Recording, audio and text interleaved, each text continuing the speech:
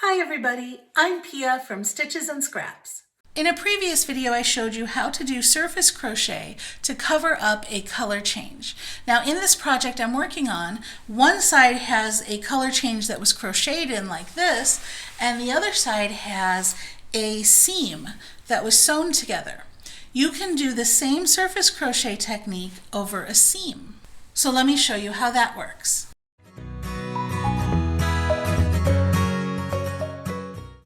I'm trying to do surface crochet over this seam to match the surface crochet that's here at this edge. Okay, so I want to do it in the green color because this one's in the green color. And if you look carefully at the stitches, they're moving this way, okay? Because the round part of the V, the top of the V, is in this direction with the point of the V coming down this way. So the stitches are moving in that direction. So for this side, I'm going to start down here, way down there, and I'm going to move my stitches in that direction. So let's get started down at the corner here, at the very corner beginning of this seam. And I'm doing this on the right side of the work. For this kind of surface crochet, your yarn is going to need to be underneath your work. So I'm actually going to reach through this bag that I've made here. Okay, so now I'm holding the yarn inside here. See, there's my finger right there. I've got the yarn underneath here that I've carried through, and I've got kind of a loop so that there's a little tail. If you look in the bag, there's my hand holding a little loop. Okay, so I'm going to reach into the corner with my hook. I'm going to feel with my fingers and put that little loop right on top of my hook. Okay, there's the loop right on top of my hook. And then I'm going to pull that loop out without splitting the yarn through that corner there. Okay, now I'm going to make a stitch, a slip stitch, over each of these whip stitches that I made. If your whip stitches are farther apart, you can make 2 slip stitches. You just got to find a place to go. But basically, we're going to make slip stitches all the way up and try to keep them somewhat evenly spaced. So I'm inserting my hook, I'm going over this whip stitch right here. I'm inserting my hook into the next spot on my seam. And now making sure with my hand in here, making sure that I separate my tail yarn from my regular yarn. This is my tail yarn, right? So I want my working yarn. So I'm putting my working yarn on my hand. Come back to the top here.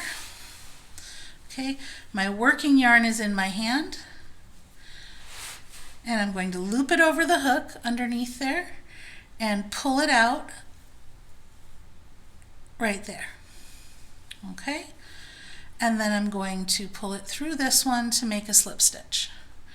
Now over the next stitch, into the fabric, grab that working yarn, pull it up, and finish your slip stitch. And keep your slip stitches loose. I'm actually using a tighter hook, a smaller hook than I should be for this, because I left the other hook in the other room. Okay, so I get my tension right, insert my hook, pull up a loop. Okay. Whoop. And in the seam, it's very easy to catch other threads, so you have to be careful when you're pulling up the loop. Pull up the loop and pull it through to make a slip stitch. And I'm just going to keep doing that all the way across, keeping my tension really nice and loose. I'm barely putting any tension on this yarn at all. As I get closer to the end, it becomes easier to see what I'm doing because I can see my hook underneath that fabric there. So I can grab the yarn and pull it through a little bit easier than when I was doing it blind.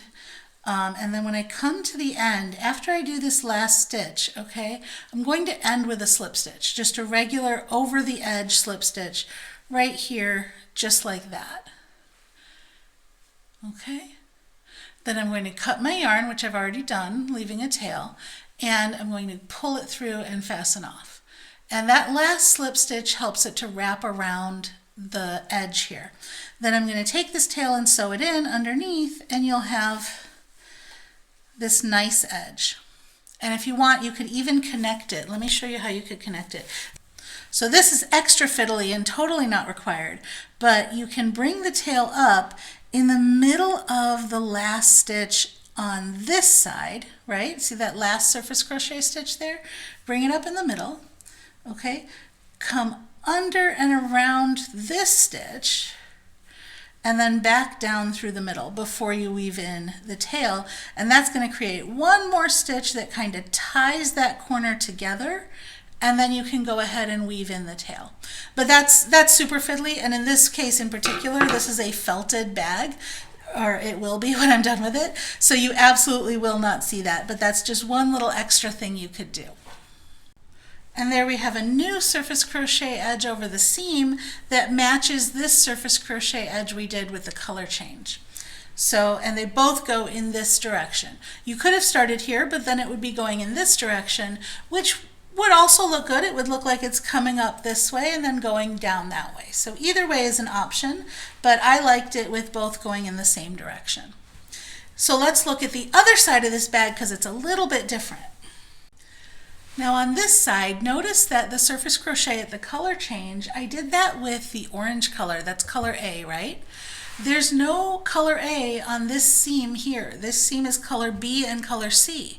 So to make this match nicely, I don't want to use color B because that won't be a similar look, right? So for this seam, I'm going to use color C to give it kind of a look like, okay, it's the color of whatever's on the side. And notice that these stitches are going in this direction. So for this one, because I want them mirrored and I want them going in the same direction, I'm going to start at the center. Again, if you want the other look, you can do it going this way and then it'll come down that way. Okay, so it'll go up and then down if you start at the corner, but if you start at the center, then they'll both go like that. So I'm going to start at the center, so let's get started on that one. Now starting from the center makes it easier to start your surface crochet, but it makes it harder to do the bottom corner of it because you have to somehow get the yarn inside the bag at that bottom corner. So what I like to do is drape the whole bag up and over my arm like that, okay? And then I can fold it down this way and reach in wherever I need to. So I've got the whole bag, both layers, up and over my arm, and then I'm going to be reaching in like this with the yarn to get it all the way to this corner as needed, okay? But we're starting right here, and my hand is under the whole bag, okay? There we go. And make sure you're not going through both layers, right? You want to be able to see your hand through just this layer. So there's my hand. Hi. Okay, now to get the surface crochet to go around this edge here, I'm actually going to put the first loop on my hook outside of the bag. I'm going to use a twisted loop so I have a little more control. There we go. Okay, totally not connected to anything.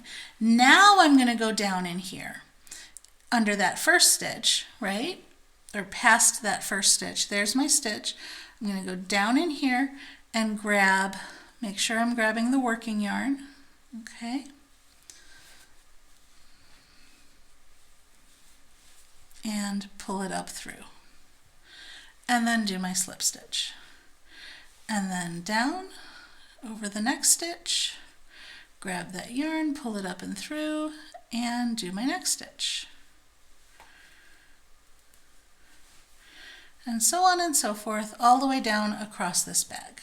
So if you were doing this on a flat piece of fabric that isn't a bag like this, or where it's easier to reach in, it would be much easier to see where the yarn is going underneath, right? The only reason this is feeling a little more complicated is because you've got shaping to it. You've got a whole structure under here. And unfortunately, when you're working crochet like this, slip stitch, surface crochet over a seam, a lot of times it is going to be like that, right? It'll be on a sweater or it'll be on even a slipper or something like that where you've got to reach in and put the yarn where it needs to be. Now as we get closer to the point of the bag, you can see I've actually folded that point in so that I can grab this a little more easily. And that just helps me, but if that doesn't help you, you don't have to do that. And I'll just slowly unfold it as I get closer. It just helps me to keep my arm flat underneath that point.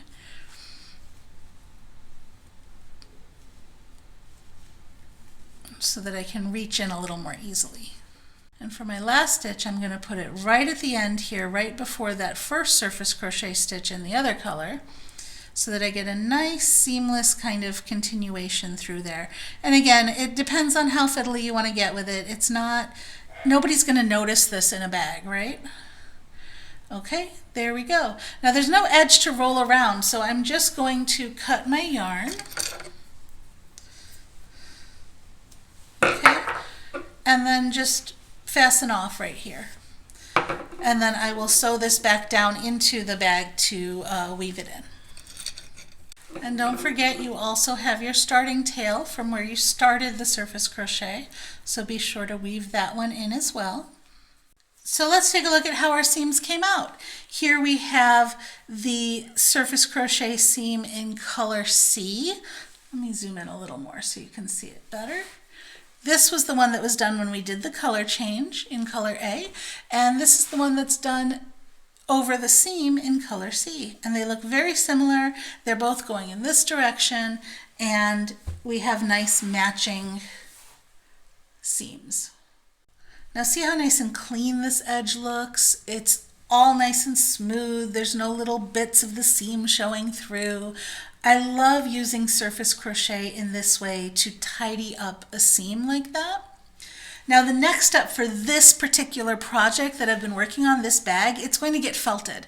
So this is probably overkill to tidy up the seams like this. But I feel like once it's felted, it'll make it almost seamless. Like it'll just look like a straight solid line of one color going into a straight solid line of another color. So it's just that little added finishing touch that makes it look a little bit more professional. And that is how and why to surface crochet over your seams. The full pattern for the bag that I've shown in this video is available on my website at stitchesandscraps.com. See the description on this video for the link. If you enjoyed this video, please give me a thumbs up, share it with your friends, or leave me a comment.